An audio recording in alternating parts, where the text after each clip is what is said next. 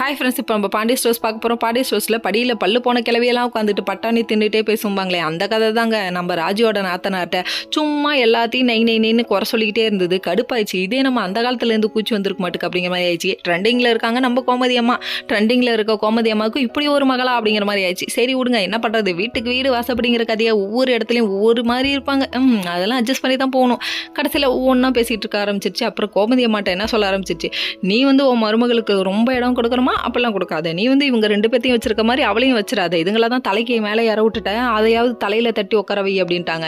மீனா இதெல்லாம் பார்த்தோன்னே ஆமா அவங்க பண்றது சரியில்லை, நீ வந்துட்டு கரெக்டாக இருந்துக்கோமா அப்படின்னு சொல்லிட்டு மீனா வேற மாதிரி அடிச்சு விட்டாங்க. இதுக்கு பேர் தான் அதர்பல்ட்டியோ, இதற்கு பேர் தான் மூத்த மருமகள் இளைய மருமகளை கொடுமை செய்வதோ இருக்கலாம். அதுக்கப்புறம் வந்துட்டு நான் இந்த வீட்டுக்கு வந்த ஃபர்ஸ்ட் மருமகன் சொல்லிட்டு கெத்தா தூக்கி விட்டு சுத்துறாங்க. மீனா வேற லெவல்ப்பா அப்படிங்கிற மாதிரி இருந்துச்சு. அதுக்கப்புறம் பார்த்தீங்கன்னா நம்ம செந்தில் வராரு.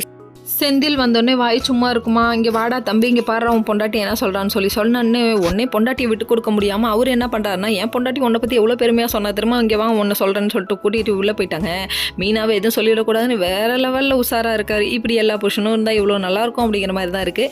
சரின்னு சொல்லிட்டு இப்படி சப்போர்ட் பண்ணால் நல்லா இருக்கும்னு சொல்லிட்டு கதிரை இமேஜின் பண்ணி பார்க்குறாங்க. நம்ம ராஜி வேறு லெவல்ப்பா அப்படிங்கிற மாதிரி ஆயிடுச்சு. அதுக்கப்புறம் வந்துட்டு வீட்டில் எல்லா வேலையும் இழுத்து போட்டு கதிர் செய்கிறத பார்த்தோன்னே நம்ம பாண்டியனுக்கு செம்ம ஹாப்பிங்க. அது மட்டும் இல்லைங்க, செஞ்சு முடிச்சுட்டு வந்து படுக்கலான்ட்டு வந்து நிற்கும் போது கதிர்கிட்ட வந்துட்டு ராஜேந்திரட்டு நான் வீட்டில் சொல்லிட்டு நகையை எடுத்துகிட்டு போன விஷயத்த எல்லா நிம்மதி ஏன் கெடுக்கிற, சொல்கிறதுனால என்ன ஆகிட போகுது, சொல்ல வேணா விடுமான்ட்டாங்க. அப்போ ஒரு லவ் மூடில் பார்த்துட்டு இருக்காங்க. ஓகே ஃப்ரெண்ட்ஸ், நெக்ஸ்ட் வீடியோவில் பார்ப்போம்.